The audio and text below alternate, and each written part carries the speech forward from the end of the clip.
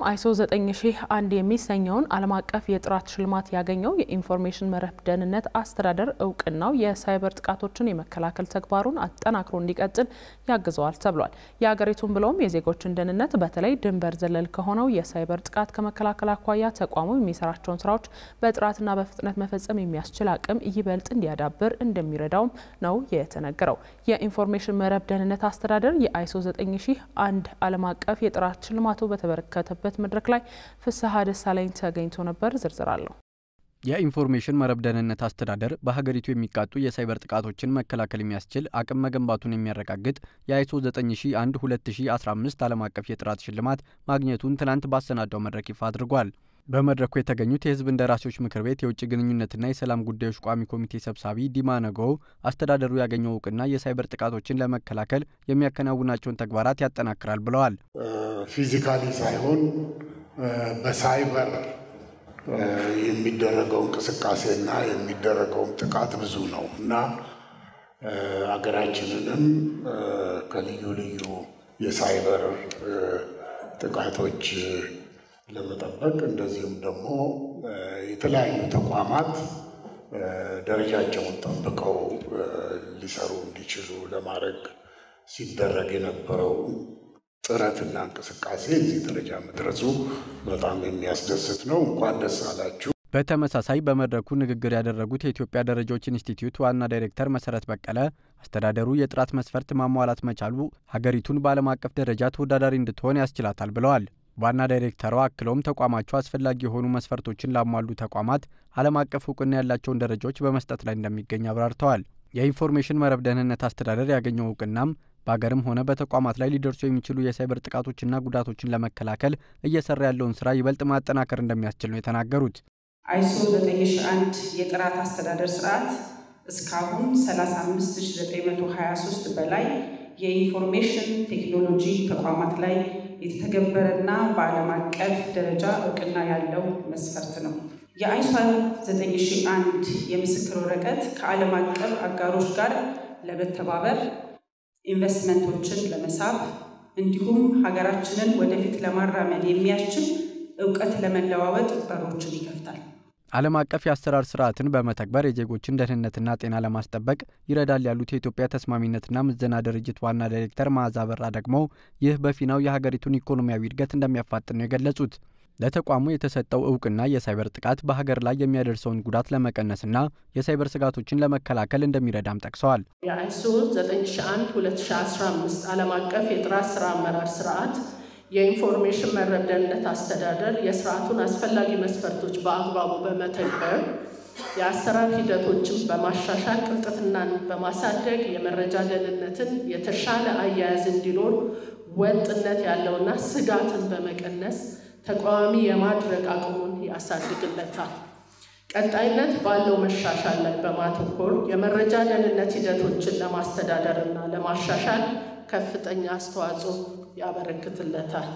የስራ ጥራት እውቅናውን ያገኘው የኢንፎርሜሽን መረብ ደህንነት አስተዳደር ዋና ዳይሬክተር ትዕግስት ሐሚድ በበኩላቸው የሳይበር ዘርፉ ተለዋዋጭና ውስብስብ በሆነበት በዚህ ወቅት ጥራቱን የጠበቀ አገልግሎት ለመስጠትና ዘርፉን ለማዘመን ጊዜ አቅምና ተነሳሽነትን እንደሚጠይቅ ገልጸዋል። በመሆኑም አስተዳደሩ በአጋር ድርጅቶች ድጋፍ እንዲሁም በተቋሙ አመራሮች ጥረት የአይሶ 9001/2015 ዓለም አቀፍ የጥራት እውቅና ሽልማት ተሸላሚ መሆን መቻሉን አመልክተዋል።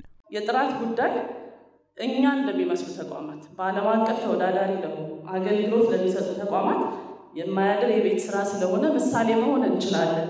የተሰጠንን ሀገራዊ ተልዕኮ ልንወጣ ከሆነ የአሰራር ስርዓታችንን ማሻሻል ይገባናል በሚል ሁሉም ክፍሎች ላይ ተግባራዊ ለማድረግ ቆርጠን ገብተናል። ምናልባትም ተቋሙ ከሰጣቸው በየቀኑ የሚሰራ አይንን እርግብ ማድረግ የማይቻልበት ስራ ጭምር አይናቸውን ሳይነቅሉ ይህንን በትርፍ ሰዓት በመስራት ኮሚትድ ሆነው የቤተሰብ የረፍት ሰዓታቸውን ጭምር ለወራት ለሳምንታት የታመሙ ቤተሰቦች ህፃናት ያሏቸው ሰራተኞቻችን ጭምር ኮሚትድ ሆናችሁ ጀምረን እንድንጨርስ ላደረጋችሁ የታስክ ፎርስ አባላትን እጅግ በጣም አድርጌ አመሰግናለሁ። ዋና ዳይሬክተሯ ጨምረውም ተለዋዋጭ የሆነውን የሳይበር ደህንነት ለማስጠበቅ ዘመኑን የሚመጥን ዝግጅቶችን በማድረግ 24 ሰዓት እየተሰራ ነው ብለዋል። ተቋሙ በዘርፉ ጥራት ያለው አገልግሎት ሲሰጥ መቆየቱን ገልጸው ይህንኑ ተግባሩን በማስቀጠል በዓለም አቀፍ ደረጃ ተወዳዳሪ ለመሆን ከፍተኛ ጥረት እያደረገ መሆኑንም ጠቁመዋል። የተቋሙን አሰራሮች አቅም በማጎልበትና በማዘመን የደንበኞችን እርካታ ለማረጋገጥ ቀጣይነት ያለው ስራ እየተሰራ መሆኑንም አክለዋል። የኢንፎርሜሽን መረብ ደህንነት አስተዳደር የአይሶ 9001/2015 ዓለም አቀፍ የጥራት ሽልማት ተሸላሚ እንዲሆን ላደረጉ አመራሮችና ሰራተኞችን በዚሁ መድረክ ላይ የእውቅና ሽልማት ተሰጥቷል። 20ኛው የኢትዮጵያ ብሔሮች ብሔረሰቦችና ሕዝቦች ቀን በታላላቅ ሀገራዊ ሁነቶች እንደሚከበር የኢፌዴሪ ፌዴሬሽን ምክር ቤት አስታውቋል። በቀጣይ የሚካሄደውን ሀገራዊ ምክክር ተከትለውም የኢትዮጵያ ብሔሮች ብሔረሰቦችና ሕዝቦች ለምክክር ለስምምነትና ለዲሞክራሲያዊ ባህል ግንባታ የበኩላቸውን ድርሻ እንዲወጡ ማስቻል ላይ እንደሚያተኩርም ተገልጿል። በዓሉ ብሔሮች ብሔረሰቦችና ሕዝቦች ባህላቸውን እንዲያስተዋውቁና እርስ በእርስ እንዲተዋወቁ ከማስቻሉን ባሻገር በወንድማማችነት ላይ የተመሰረተ የህብረ ብሔራዊ አንድነት እንዲጠናከርና ዲሞክራሲ ባህል ግንባታ እንዲጎለብት አስተዋጽኦ አለው ተብሏል። በመሆኑም ብሔሮች ብሔረሰቦችና ህዝቦች በመቻቻል በመከባበርና በመረዳዳት እንዲሁም በፍትሃዊነት ህብረ ብሔራዊና ዲሞክራሲያዊ ኢትዮጵያን በመገንባት ላይ ትኩረት ሰጥተው እንዲሰሩና የበዓሉን መሰረታዊ ዓላማ በመገንዘብ ሙያዊ ግዴታቸውን ሊወጡ ይገባል መባሉን ከፌዴሬሽን ምክር ቤት ያገኘነው መረጃ ያመላክታል። በሁለት ዓመት ውስጥ ከግማሽ ሚሊዮን በላይ ኢትዮጵያውያን በሳውዲ አረቢያ የስራ እድል ተፈጥሮላቸዋል ተብሏል። ይህ የተባለው ኢትዮጵያ በሳውዲ አረቢያ ሪያድ እየተካሄደ በሚገኘው 7ኛው የሰው ኃይልና ማህበራዊ ልማት ኤክስፖ ላይ እየተሳተፈች ባለችበት ወቅት ሲሆን የሁለቱን ሀገራት የእድገት ጉዞ ወደ ላቀ ደረጃ ለማሸጋገር በኢኮኖሚ በቴክኖሎጂና በእውቀት ሽግግር በትብብር እየሰሩ ነው ተብሏል።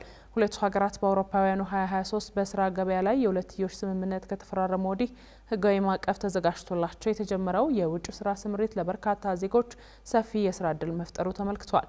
ኢትዮጵያ በኤክስፖ ላይ መሳተፏ በሰው ኃይልና አቅርቦት ገበያ በቴክኖሎጂ በመታገዝ ተወዳዳሪ ሆና ለመቀጠል የስራ እድል ለማመቻቸት የዜጎችን ሁለንተናዊ መብትና ደህንነትን ለማስጠበቅ ያግዛል የተባለ ሲሆን በተጨማሪም ህጋዊ ባልሆነ መንገድ የሚደረገውን ፍልሰት ለመቀነስ ከባለድርሻ አካላት ጋር ለመወያየት መልካም እድል የሚፈጥር መሆኑም ተመልክቷል። በኤክስፖ ላይ ኢትዮጵያውያንን ጨምሮ 14 ሀገራት እየተሳተፉ የሚገኙ ሲሆን ዝግጅቱ በሰው ኃይል ዘርፍ ባለድርሻ አካላትን ለማገናኘት ያለመ መሆኑን ከሳውዲ የኢትዮጵያ ኤምባሲ ያገኘነው መረጃ ያመላክታል። የኢትዮጵያ የከተሜነት ምጣኔ በ5.4 በመቶ እያደገ እንደሚገኝ የከተማና መሰረተ ልማት ሚኒስቴር አስታወቀ። የከተማና መሰረተ ልማት ሚኒስትር ጫልቱ ሳኒ የአንድ ሀገር እድገትና ልዕቀት የሚወሰነው በከተሞች እድገትና ጥራት ነው ያሉ ሲሆን በዚህ ረገድ ኢትዮጵያ በክትመት የረጅም ጊዜ ታሪክ ቢኖራትም ከተሞቻችን ታሪኳን የሚመጥን እድገት ሳያሳዩ መቆየታቸውና በከተሜነት ወደ ኋላ መቅረቷን ተናግረዋል። በሚቀጥሉት 30ና 40 ዓመታት ከሀገሪቱ ሕዝብ ከ50 በመቶ በላይ በከተማ ይኖራል ተብሎ ይገመታል ያሉት ሚኒስትሯ ይህንን መሸከም የሚችል የከተማ መሰረተ ልማትና ሌሎች ለሕዝብ አገልግሎት የሚሆኑ ስራዎችን እየሰራን እንገኛለን ሲሉ አክለዋል። በአሁኑ ሰዓት ከ73 ከተሞች በላይ በኮሪደር ልማት እየተሳተፉ እንደሆነ የተገለጸ ሲሆን ይህም ከተሞች የራሳቸውን የገቢ አቅም ለማሳደግና ለዜጎች የስራ እድል የሚፈጥሩበትን ምቹ ሁኔታ እየፈጠረላቸው መሆኑ ነው የተነገረው። በመሆኑም ከህዳር 6 እስከ 10 ቀን 2018 ዓ.ም በአፋር ብሔራዊ ክልል ሰመራ ሎጊያ ከተማ የሚካሄደው 10ኛው የከተሞች ፎረም ከተሞች እርስ በርስ ተያይዘው የሚያድጉበትን የፖሊሲ ግብዓትና ዓለም አቀፍ ስታንዳርዶችን ያሟሉ ከተሞችን በመገንባት ወደ አፍሪካና ወደ ዓለም ደረጃ ለማደግ የሚደረገውን ጉዞ ያግዛል መባሉን ከከተማና መሰረተ ልማት ሚኒስቴር ያገኘነው መረጃ ያመላክታል። ተመልካቾች የምትከታተሉት የአዲስ ነገር የጧት የሀገር ውስጥ አጫጭር መረጃዎቻችንን ነው። የኢትዮጵያ ንግድ ባንክ ሲቢኢ በእጅ የተሰኘ ወርሃዊ ደሞዝን ዋስትና አድርጎ ከ500 ብር እስከ 150 ሺህ ብር ድረስ ብድር መውሰድ የሚያስችል የብድርና የቁጠባ መተግበሪያ ይፋ አድርጓል። የባንኩ ተጠባባቂ ፕሬዝዳንት ኤፍሬም መኩሪያ ሲቢኢ በእጅ የተሰኘው መተግበሪያ የዲጂታል አገልግሎት ከመስጠት ባለፈ የቁጠባና ብድር አገልግሎት የሚሰጥ መሆኑን የገለጹ ሲሆን መተግበሪያው በወርሃዊ ደሞዝ ዋስትና ብቻ እስከ 150 ሺህ ብር ድረስ ብድር መውሰድ እንደሚያስችል ጠቁመዋል። መተግበሪያው ለ11 ወራት በሙከራ ስራ ላይ እንደነበረና ባንኩ አብሮት ከሚሰራቸው 478 ኩባንያዎች ለ83 ድርጅቶች እንዲሁም ለባንኩ ሰራተኞች ብድር መስጠቱን ያስረዱት ተጠባባቂ ፕሬዝዳንቱ በዚህም በመተግበሪያው ሙከራ ወቅት 1.6 ቢሊዮን ብር ብድር ተሰጥቷል ያሉት ባለፈው ዓመት በዲጂታል መንገዶች ከተዘዋወሩት አጠቃላይ የሀገሪቱ ገንዘብ 17.7 ትሪሊዮን ብር ውስጥ 13 ትሪሊዮን ብሩ የሚሆነው በንግድ ባንክ ዲጂታል ስርዓት በኩል መዘዋወሩንም ነው ተጠባባቂ ፕሬዝዳንቱ የገለጹት። በተያዘው በጀት ዓመት ደግሞ 5.8 ትሪሊዮን ብር እስካሁን በዲጂታል መተግበሪያ መንቀሳቀሱ የተጠቆመ ሲሆን ባለፈው ዓመት ብቻ ከተለያዩ የውጭ ሀገራት በዲጂታል ስርዓት 17 ሚሊዮን ዶላር ወደ ኢትዮጵያ መላኩንም ሰምተናል። አቢሲኒያ ባንክ ለመቅዶኒያ የአረጋውያንና አእምሮ ህሙማን መርጃ ማዕከል 14.5 ሚሊዮን ብር የሚጠጋ የገንዘብ ድጋፍ አደረገ። በተጨማሪም ባንኩ በሰራተኞቹ መልካም ፍቃድ በየወሩ በቋሚነት ከደሞዛቸው የተቆራጭ እያደረጉ ድጋፍ ከሚሰበስቡላቸው የበጎ አድራጎት ማህበራት መካከል መቅዶኒያን አንዱ በማድረግ በየወሩ 1 ሚሊዮን ብር ቋሚ ድጋፍ እንደሚያደርግም ጠቁሟል።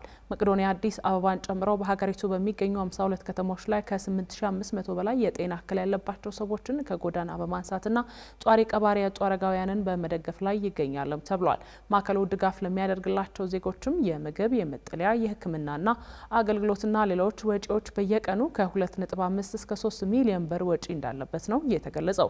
አቢሲኒያ ባንክም ማህበራዊ ኃላፊነቱን ለመወጣት በሚያከናውናቸው የበጎ አድራጎት ስራዎች ባለፉት 5 ዓመታት ብቻ መቅዶኒያን ጨምሮ ሌሎች በጎ አድራጎት ድርጅቶች ከ400 ሚሊዮን ብር በላይ የአይነትና የገንዘብ ድጋፎች ማድረጉን የጠቆመ ሲሆን በትላንትናው ዕለትም በመቅዶኒያ ለሚገኙ ዜጎች የምሳ ግብዣ አድርገዋል።